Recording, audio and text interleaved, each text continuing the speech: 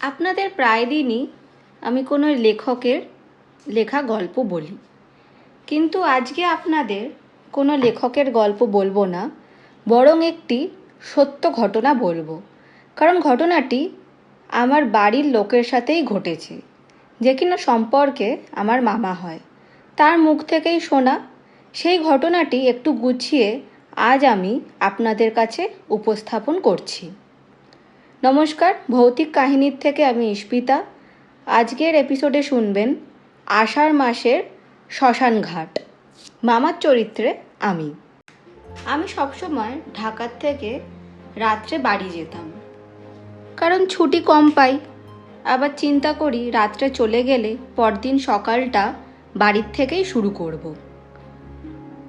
এখন অফিস শেষ করেই সোজা মহাখালী, তারপর ময়মনসিংহ, হালুয়াঘাট, মোটামুটি 6 ঘন্টা। সেরকমই একদিন অফিসের কাজ শেষ করে বাড়ি রওনা হলাম। আমাদের বাজারে যেতে যেতে রাত 12টা বেজে গেল। বাজারে গিয়ে দেখি সুভাষ আমার অফিস এবং বাল্যকালের বন্ধু ছিল। আমাকে দেখেই বলল, আমরা তো প্রতিদিন রাত্রে কদমতলি আড্ডা মারি, তুই চলে আসিস। বাজারেই আমার বাড়ি গিয়ে মায়ের সাথে কথা বলতে বলতে খাওয়া দাওয়া শেষ করলাম। 1টার দিকে বাজারে গিয়ে কাউকে না পেয়ে ভাবলাম সবাই হয়তো চলে গেছে। আমি 2টো সিগারেট কিনে কদমতলি রওনা হলাম।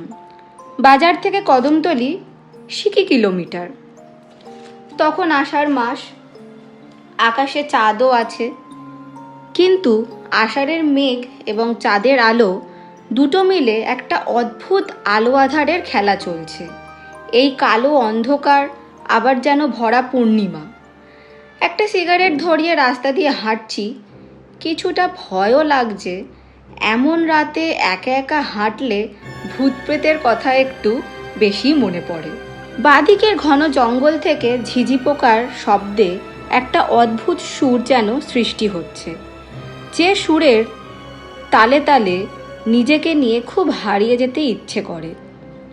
মাঝে মাঝে গভীর জঙ্গল থেকে 2-1টি কাক বড্ড বেসুরে কণ্ঠে কা কা করছে। মনে হচ্ছে কোনো মাংসখেকো রাক্ষস যেন কলিজাটা ছিঁড়ে নিয়ে যাচ্ছে। আমি কদমতলির কাছাকাছি যে জায়গায় শ্মশান ঘাটটা, ঠিক সে জায়গায় চলে আসলাম। এইখান থেকে আমাদের যে জায়গায় বসে আড্ডা দেওয়ার কথা ছিল, সেই জায়গাটা স্পষ্ট দেখতে পাচ্ছি। আমি কাউকেই দেখতে পেলাম না। মনের ভেতর একটা ভয়ও জেগে উঠল। এই কারণে গভীর জঙ্গলের পাশ দিয়ে পিছনেও যেতে ইচ্ছে করছে না, কারণ এই জায়গার বাম দিকে কংস নদী আর ডান দিকে খোলা মাঠ, যা ধরুন গা শিরশির করা অন্ধকার ভাবটা এখানেই নেই। আমি সোজা কদমতলি গিয়ে একটা সিগারেট ধরিয়ে নদীর ঢেউ দেখছি। ভয়টা কাটানোর জন্য একটু জোর করেই যেন অন্যমনস্ক হয়ে যেতে চাইছি। মাঝে মাঝে কয়েকটা কলা গাছ নদী দিয়ে ভেসে যাচ্ছে।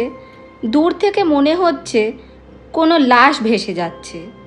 মৃত প্রাণীর গন্ধে বমি হওয়ার অবস্থা। হঠাৎ হঠাৎ একটি কান্নার শব্দ শুনতে পেলাম, হু হু হু হু করে। কিছুটা ভয় পেয়ে গেলাম। আমার কাছ থেকে হাত 20 দূরে ঠিক আমার বাম দিকে তাকিয়ে দেখি একটি ঘোমটা দেওয়া মহিলা বসে আছে, আর ওইখান থেকেই কান্নার আওয়াজ আসছে। ভয়ে আমার আত্মা চলে যাওয়ার জোগাড়। শরীর দিয়ে ঘাম জলের মতো বের হচ্ছে, যেন আমি কোনো ঝর্ণার নিচে দাঁড়িয়ে আছি। ডাকবো ভেবেও না ডেকে সোজা বাড়ির দিকে রওনা হলাম। বাড়ি ফিরে হাত মুখ ধুয়ে শুয়ে পড়লাম। পরদিন সকালে মাকে সব ঘটনা খুলে বলতে মা আমাকে বলল, সুভাষ তো ময়মনসিংহ গিয়েছিল 3 দিন আগে, সে তো আসবে আরও পরে। আমি তো শুনে অবাক হয়ে গেলাম। তাহলে সুভাষের চেহারা নিয়ে আমাকে কে বলেছিল কদমতলি যাওয়ার জন্য? শেষে মা যা বলল তা শুনে আমি অবাক হয়ে গেলাম। বলল 88 সালের বন্যার সময় নৌকায় করে বরযাত্রী বউ নিয়ে যাওয়ার সময় কদমতলী নদীতে নৌকা ডুবে যায়। সবাই তীরে উঠলেও কনে আর উঠতে পারেনি। সেই থেকে এখনও মাঝে মাঝে কনেকে কদমতলীতে কাঁদতে দেখা যায়। আরও অনেকেই তা দেখেছে। তা এখানেই আজকের এই সত্য ঘটনাটি আমি শেষ করলাম। আজকে আপনারা শুনলেন আষাঢ় মাসের শ্মশান ঘাট।